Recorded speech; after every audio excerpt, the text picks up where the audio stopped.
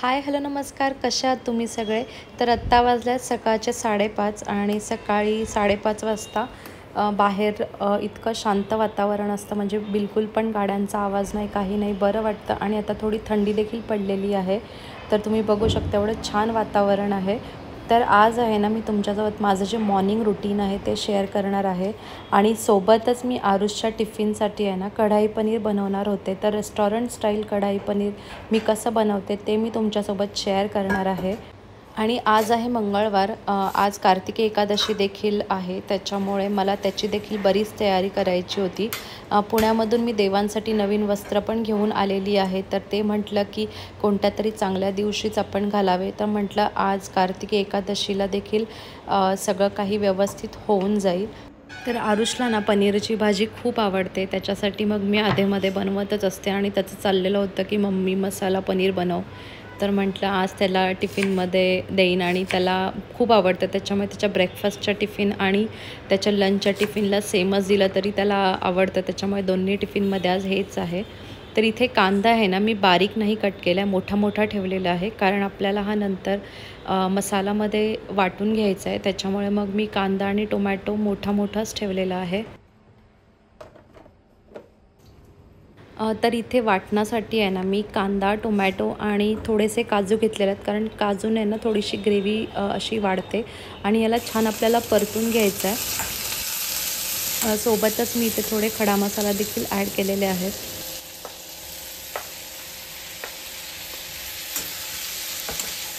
तर इथे एक साईडला मसाला परतत होता आणि एक साईडला मी चहा ठेवला होता आणि चहा होईतोपर्यंत म्हटलं पीठ मळून घेते आणि त्याला पनीरसोबत पुरी आवडते. तर मी पुरी आज करणार होते, कारण आमचा दोघांचा देखील आज उपवास होता, त्याच्यामुळे मग आरुषला पुरी बनवून देऊ शकतो, कारण तळलेलं थोडंसं अवॉइड करतो मी आणि संदीप. तर पुरीचं हे जे पीठ आहे ना, त्याच्यामध्ये मी थोडासा रवा देखील ॲड करते, कारण रव्याने ना पुरी जी आहे ती आपली थोडीशी क्रिस्पी बनून जाते.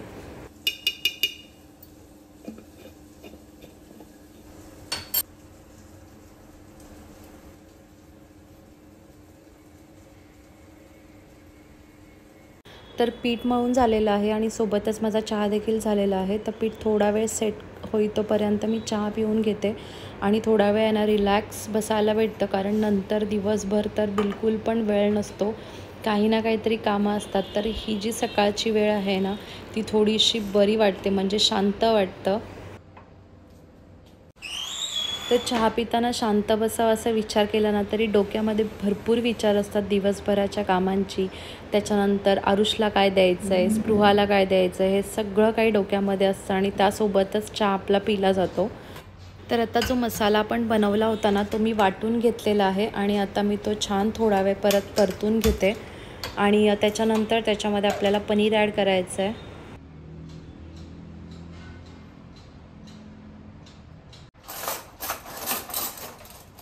तर आपण कोणत्या पण भाजीला ना जर व्यवस्थित कांदा आणि टोमॅटो परतून घेतला ना, तर भाजीची चव खरंच बदलून जाते आणि जेव्हा आपण त्याला मिक्सरमधून वाटून घेतो ना, तेव्हा तर ते दोन्हीचं पण जे काही मिक्सचर असतं ना, ते पूर्ण मिक्स होऊन ग्राइंड होऊन आहे ना, त्याची टेस्ट आहे ना वेगळी होऊन जाते.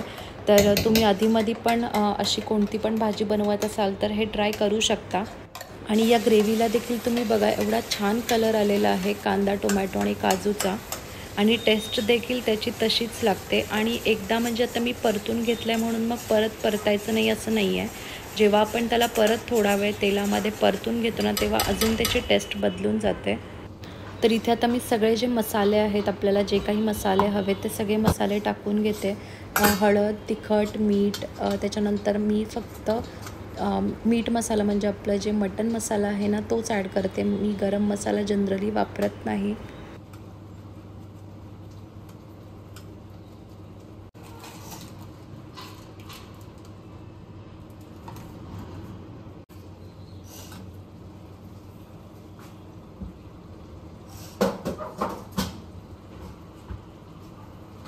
तर इथे मसाले टाकून झाल्यानंतर देखील मी परत एकदा ही जी ग्रेव्ही आहे ना, ती व्यवस्थित परतून घेतलेली आहे आणि त्यानंतरच मी याच्यामध्ये पनीर ॲड करते.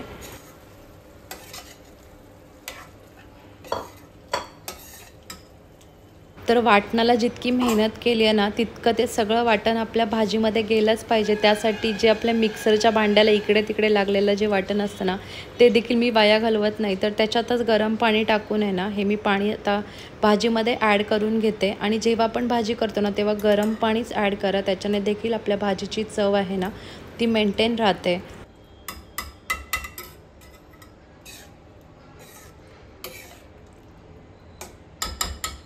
तर या पनीरला ना थोडंसं आपल्याला रेस्टॉरंट स्टाईल फ्लेवर हवा असेल ना, तर ते जसा तडका बनवतात ना, तसा जर तडका आपण बनवला ना, तर आपली जी भाजी आहे ना, त्याची पूर्ण टेस्ट बदलून जाते. तर त्यासाठी इथे आहे ना, मी लसूण थोडासा कुटून घेते आणि त्यानंतर तुम्हाला सांगते की आपल्याला कशा पद्धतीने तडका बनवायचा आहे.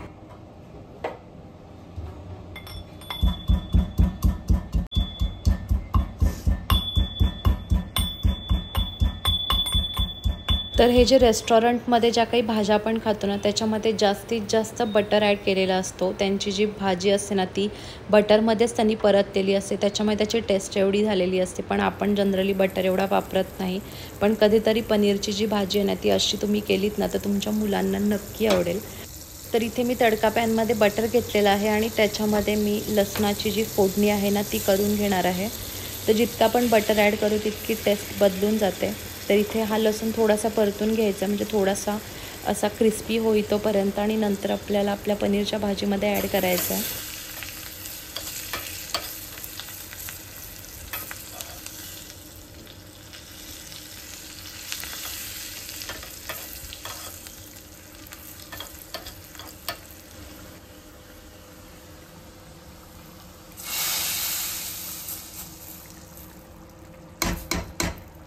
तर इथे आपली छान अशी कढाई पनीर, रेस्टॉरंट स्टाईल कढाई पनीरची रेसिपी रेडी आहे. तर एका व्हिडिओमध्ये मी बघितलं होतं की रोटी आपण घरातल्या घरात कशी बनवू शकतो. तर तुम्हाला त्याची पण ट्रिक हवी असेल ना, तर तुम्ही मला नक्की कमेंट सेक्शनमध्ये सांगा. मे बी तुम्ही पण ती व्हिडिओ बघितली असेल.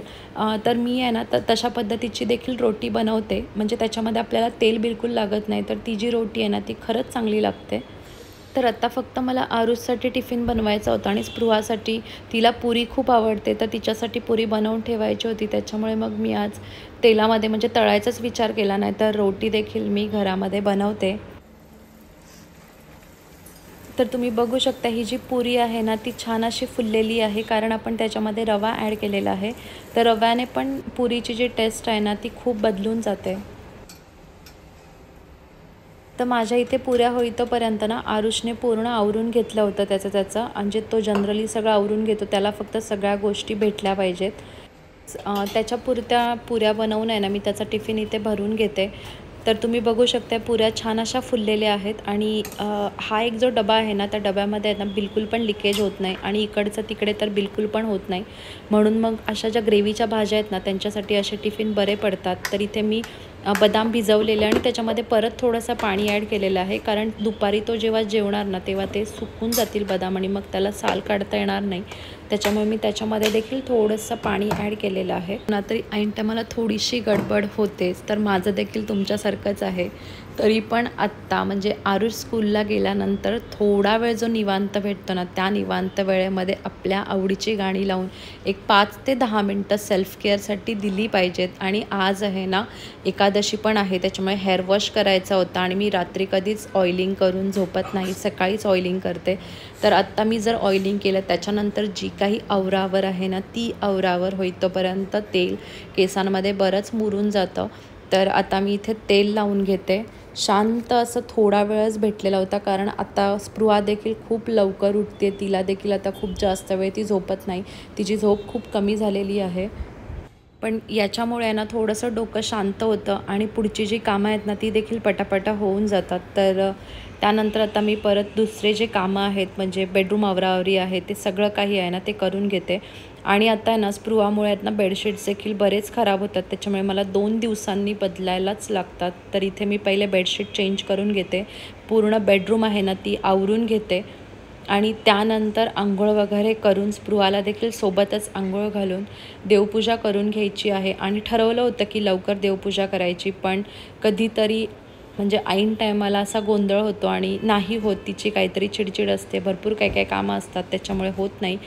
पण जर घरातलं सगळं आवरूनच देवपूजा केली ना तेव्हाच शांत वाटतं. कामं अशीच ठेवून आंघोळ करून देवपूजा केली ना तर ते देखील बरं वाटत नाही.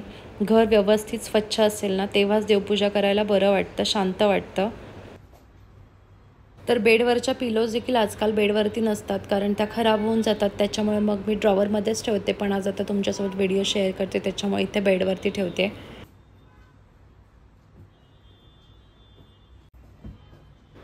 त्यानंतर सगळं काही आवरून झाल्यानंतर व्यवस्थित अंघोळ केली आणि त्यानंतरच देवपूजा केली. तरी पण मला 11:30 वाजले होते देवपूजा करायला. तर आज कार्तिकी एकादशी म्हणून आदल्या दिवशी सगळे देव आहेत ना पितांबरीने घासून घेतले होते. कारण आज म्हणजे कार्तिकी एकादशीच्या दिवशी मी दुधाने देवांना अंघोळ घालते. त्याच्यामुळे आज मी पितांबरी वापरणार नव्हते. त्याच्यामुळे मग मी आदल्या दिवशीच पितांबरीने घासून घेतले होते, नाहीतर देव एवढे कधी चमकत नाहीत. तर कार्तिकी एकादशीला देखील तेवढंच महत्त्व आहे जेवढं आषाढी एकादशीला असतं. म्हणजे ही देखील दुसरी मोठी एकादशी मानली जाते. त्यामुळेच एवढं सगळं काही मी करते, नाही तर जनरली कुठली पण एकादशी एवढी मोठी नाही करत. तर आत्ता इथे मी देवांना न्हाऊ घालून घेते आणि त्यानंतर मी दुधाने अभिषेक करते. कारण मी पंचामृत बनवलं नाही, पण म्हटलं दुधाने तर आपण अभिषेक करून घेऊया.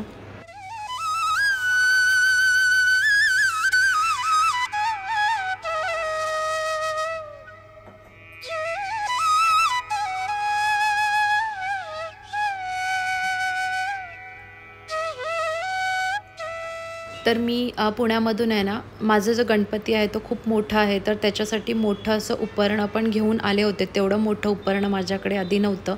कारण हा जो गणपती आहे तो मी नवीन घेतलेला आहे. तर मी ते असं मोठं उपकरण देखील घेऊन आलेले आहे. आणि जे देवींचे वस्त्र आहे ना त्यासोबतच मला उपकरणं देखील भेटलेले आहेत. तर ते छोटे छोटे आहेत, तर ते देवींसाठीच ठेवणार आहे.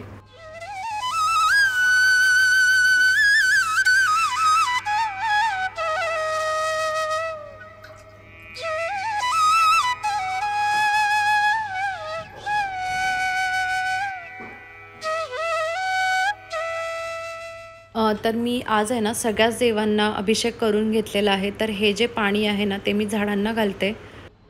तर जेव्हा अशी देवपूजा असते ना, म्हणजे एकादशीची किंवा चतुर्थीची, तेव्हा आहे ना मग मी स्पृहाला झोपवूनच सगळं काही काम करते. ना तर ती मला काहीच करू देत नाही. तर ती आज पण झोपली नव्हती. आज ती जागी होती. तिचा टायमिंग खूप चेंज झालेला आहे जेव्हापासून पुण्यातून आलेलो आहोत तेव्हापासून. तर तिला आहे ना मी असंच बसवलं होतं आणि ती खूप त्रास देत होती मला अधेमध्ये, इकडे सारखी येत होती. पण त्याच्यात पण ह्या गोष्टी करणं महत्त्वाचं होतं. त्याच्यामुळे मग मी तिच्यासोबतच हे सगळं काही मॅनेज करते आहे. तर हे जे वस्त्र आहेत ना, जे छोटे-छोटे असतात ना, ह्याचे धागे लगेच निघतात. म्हणजे हे आपण जास्त वापरू शकत नाही. माझ्याकडे जे जुने वस्त्र आहेत ना, त्याचे खूप सारे असे धागे निघून गेलेले आहेत आणि मग ते जरी लावले ना, तरी ते एवढे खास दिसत नाहीत आणि आपली जी मूर्ती आहे ना, तिची म्हणजे रेखा बदलून जाते, चांगलं वाटत नाही. त्याच्यामुळे मग मी आज नवीन घेतले होते म्हणून तुमच्यासोबत शेअर करते आहे.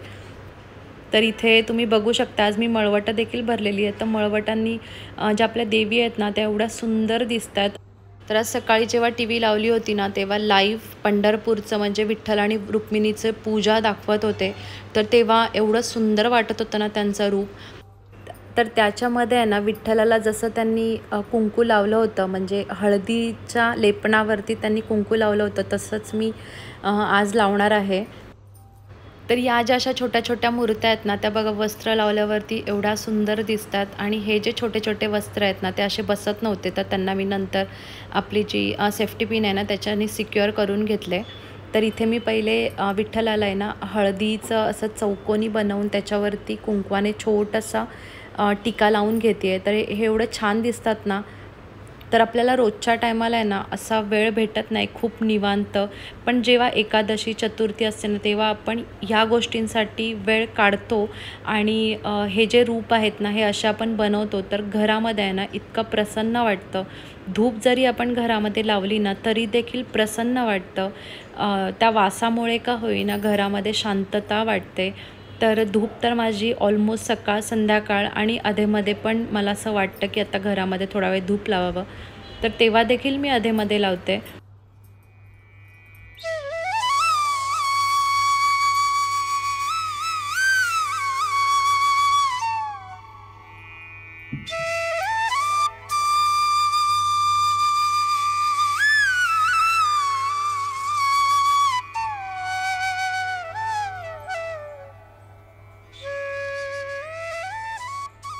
तर कार्तिकी एकादशीच्या दिवशी घरामध्ये देवासमोर आणि आपल्या घरासमोर दिवे लावणं खूप शुभ मानलं जातं. त्याच्यामुळे मग मी आज इथे देवाजवळ देखील दिवे लावून घेते. आणि हे जे दिवे आहेत ना माझे खूप जुने आहेत, खूप वर्ष झाले वापरते, तर थोडेसे काळे पडलेत. तर त्याच्यामध्ये आहेत ना मी हे आपले वॅक्सचे जे कॅन्डल्स आहेत ते लावून दिवे लावते.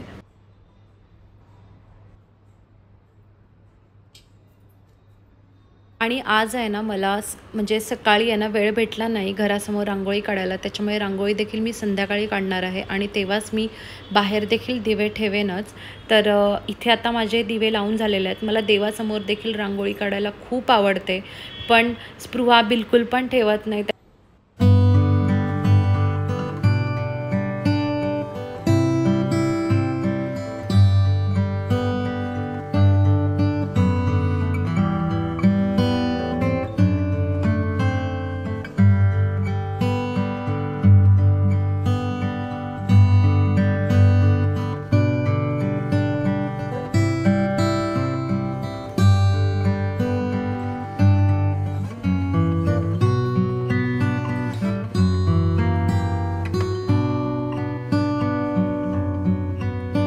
तर देवपूजा होईतोपर्यंत 12:30 वाजले होते. त्यानंतर थोडा वेळ जेवण करून स्पृहा झोपली होती, तिच्यासोबत थोडा वेळ आराम केला आणि त्यानंतर स्पृहा आणि तिचे पप्पा बाहेर गार्डनमध्ये गेले होते. म्हणजे खालीच गार्डन आहे, तर तोपर्यंत म्हटलं पटकन रांगोळी काढून घ्यावी. नाही तर कधीच मला दरवाजा उघडा ठेवून रांगोळी काढता येत नाही, कारण तिचं असं असतं की मी कधी रांगोळी काढते आणि ती कधी पुसते, त्याच्यामुळे मग खूप प्रॉब्लेम होतो. तर आत्ता ती नव्हती, त्याच्यामुळे पटापट दरवाजा उघडा ठेवून रांगोळी काढली. तर रांगोळीच्या जवळ जर दिवे ठेवले ना तरच ती रांगोळी राहते, नाहीतर मग ती रांगोळी पुसून जाते. आणि आपण दरवाजाच्या उंबऱ्यावरती दिवे ठेवत नाही, त्याच्यामुळे मग ती पुसूनच टाकते. तर इथे आता मी दिवे ठेवून घेते आणि संध्याकाळी हे लावलेले दिवे आहेत. तर हे जे माझे दिवे आहेत ना ते मी आता दिवाळीला घेतलेले होते. तर हे देखील वॅक्सचे दिवे होते, तर त्याच्यावरती मी आपले जे टी लाईट कॅन्डल्स आहेत ते ठेवून हे दिवे लावलेले आहेत.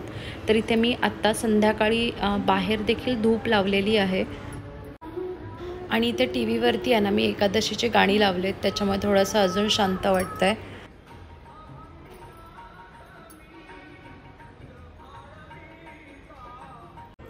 तर आता इथे बाहेर रांगोळी काढून झाल्यानंतर मी देवाला दिवा लावून घेते आणि धूप देखील लावते आणि पूर्ण घरामध्ये धूप आहे ना ती थोडा वेळ फिरवते.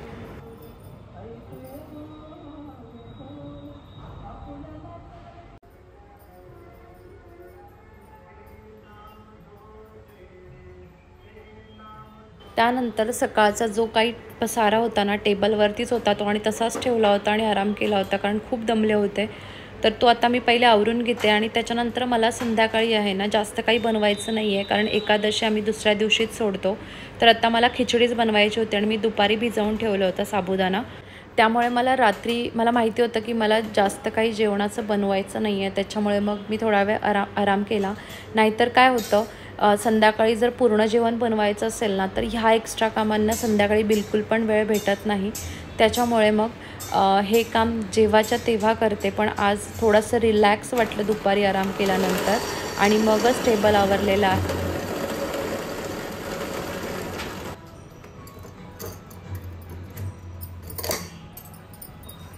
तर आता आहे ना पुण्याला जायच्या आधी आहे ना हे शेंगदाणे वगैरे सगळंच काही संपलं होतं. तर आता खिचडीसाठी लागणारच होते, त्याच्यामुळे मी हे एकत्रच भाजून ठेवले.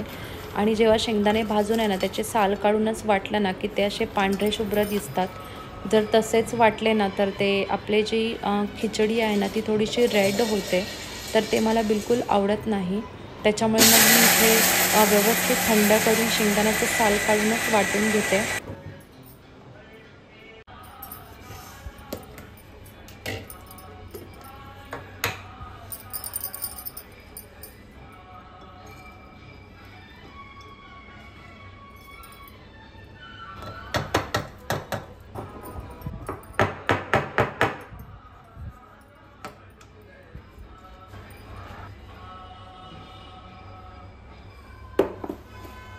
तर मागच्या वेळेस आहे ना बटाटा विसरले होते खिचडीमध्ये, आणि आरुषला आणि संदीपला दोघांना पण बटाटा खूप आवडतो खिचडीमध्ये. तर आज आवर्जून भरपूर बटाटा टाकलेला आहे.